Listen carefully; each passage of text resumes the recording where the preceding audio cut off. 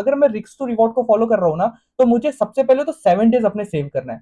7 दिन अगर आपके सेव हो गए ना, उसके ऊपर के जो भी प्रॉफिट आएगा वो आपके घर पे, आपके पॉकेट में पैसा आने वाला है।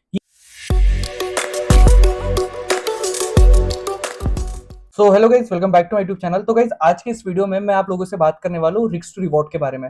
रिस्क टू रिवॉर्ड के बारे में बहुत सारे वीडियोस अवेलेबल है यूट्यूब के अंदर, लेकिन मैं आज कुछ अलग तरीके से आपको बताने वाला हूँ कि आप रिस्क टू रिवॉर्ड को किस हिसाब से देख सकते हो। अभी 1:2 को लोग क्या समझते हैं ना, 1:2 अगर मेरे को रिस्क टू रिवॉर्ड फॉलो करना है तो मुझे स्ट्रेटेजी जो है वो 50% के ऊपर होनी चाहिए। ये सबका माइंडसेट ऐसा बना हुआ है कि यार 50% के ऊपर स्ट्रेटेजी का विनिंग रेट रहेगा तो ही मैं प्रॉफिटेबल हो सकता हूँ। तो मैं आज इस वीडियो में आपके सारे मिथ क्लियर करने वाला हूँ कि 1:2 रिस्क टू रिवॉर्ड के साथ भी हम कैसे प्रॉफिटेबल हो सकते हैं। देखो कैसे है ना, अगर आप एक दो लॉट के अंदर ट्रेड करोगे ना तो यहाँ पे ब्रोकरेज चार्जेस लगेंगे, लेकिन आप धीरे धीरे जैसे लॉट साइज बढ़ाओगे ना तो यहाँ पे आपका कॉन्फिडेंस गेन होगा और आपका ब्रोकरेज चार्जेस की तरफ से ध्यान हट जाएगा। ये रियलिटी होती है। तो सबसे पहले तो हम लोग को क्या है ना, स्टार्टिंग फेज है, जो बिगनर है, जो न्यू ट्रेडर है ना, उनके लिए बहुत ज्यादा इंपॉर्टेंट चीज है कि अगर स्टार्टिंग फेज में ही हमको रिस्क टू रिवॉर्ड का खेल ये समझ गया ना, तो आगे चल के बहुत ज्यादा ईजी हो जाता है। और ये चीजें समझना बहुत ज्यादा जरूरी है, क्योंकि ट्रेडिंग में ना रिस्क टू रिवॉर्ड के हिसाब से अगर नहीं करोगे ना तो ट्रेडिंग में सक्सेसफुल होना थोड़ा मुश्किल होता है यार। ये आपको समझना पड़ेगा। रिस्क टू रिवॉर्ड मतलब फर्स्ट प्रायोरिटी होती है रिस्क टू रिवॉर्ड, उसके अलावा कुछ नहीं। ठीक है,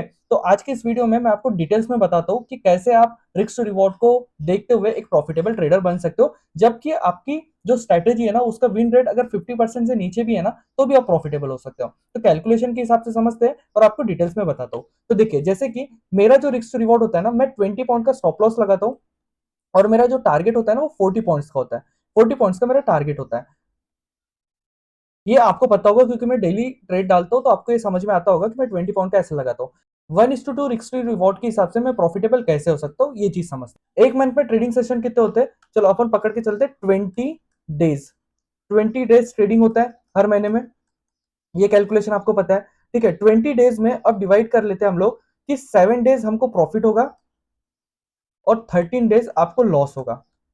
7 डेज के हिसाब से 7 डेज के हिसाब से मैं 40 पॉइंट कमाऊंगा, तो मेरे पास कितने 280 पॉइंट्स आ जाएंगे। ठीक है, अगर मैं 13 दिन के हिसाब से 20 पॉइंट्स गवाऊंगा तो मेरे कितने जाएंगे, 260 पॉइंट जाएंगे। मेरे पास कितने बचे, 20 पॉइंट्स बचे। तो ये जो 20 पॉइंट्स है ना, ये बेसिकली आपको ब्रेक इवन के ऊपर लेके जाएगा। तो इसका मतलब क्या है, अगर आप 7 डेज भी 7 डेज भी अगर आप प्रॉफिट करते हो तो आप ब्रेक इवन के ऊपर आ जाओगे।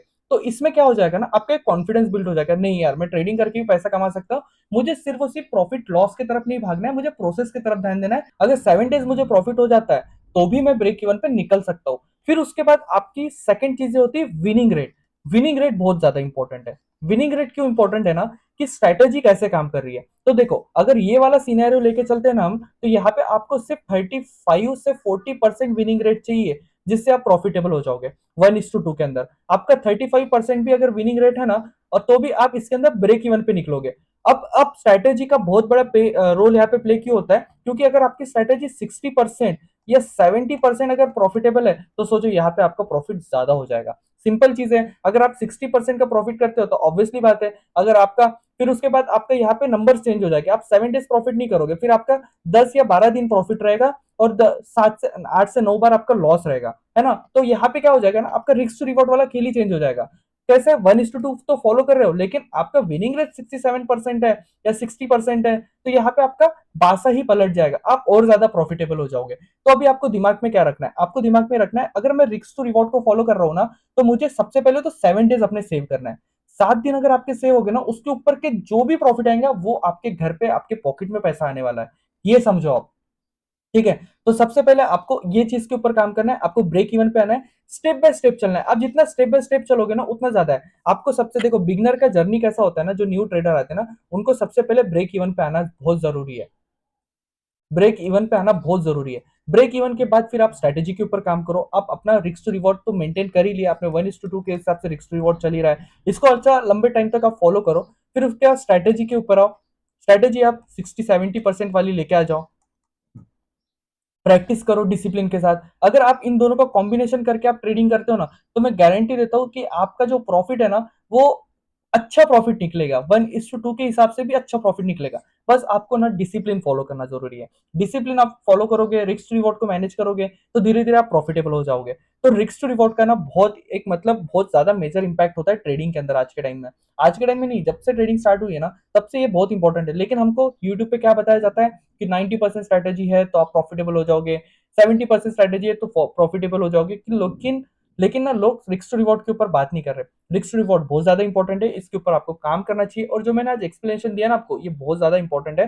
वीडियो अगर आपको अच्छा लगा होगा ना तो प्लीज लाइक कर दीजिएगा, कमेंट कर दीजिएगा। अगर आपको ऐसी इन्फॉर्मेटिव वीडियो चाहिए ना तो चैनल को सब्सक्राइब कर देना, वीडियो को लाइक कर देना और ज्यादा से ज्यादा लोग के साथ शेयर कर देना, क्योंकि ऐसे ही वीडियो मैं अपने चैनल पे डालते रहता हूँ जिससे आपका माइंड ओपन हो और आपको पता चले कि देखो यार ऐसे भी हम लोग प्रॉफिटेबल हो सकते हैं।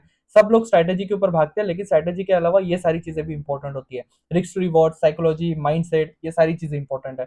तो धीरे धीरे हम लोग हर एक टॉपिक के ऊपर बात करेंगे। तो वीडियो को लाइक कर दो, कमेंट कर दो। Thank you so much for watching today's video.